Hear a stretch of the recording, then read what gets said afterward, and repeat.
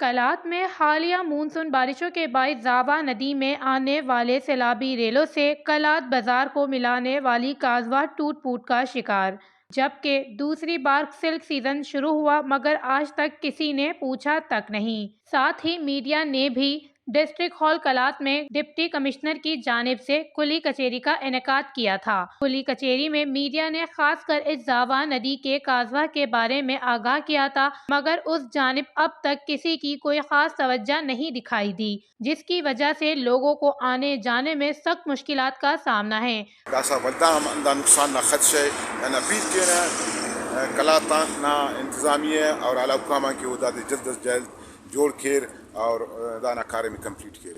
تو کنا زندمی مغرضی ٹرینگے ہوئے ننا متاثر مسل ننا ہمسائے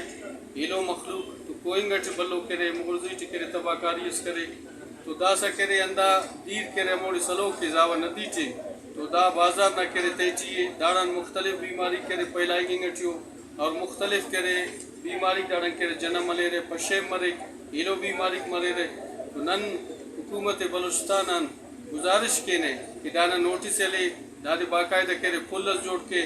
خاص کر کلات بازار سے ملانے والی اکثر ٹریفک کا رش اسی کازوہ میں پایا جاتا ہے۔ وش نیوز کلات بلوچستان۔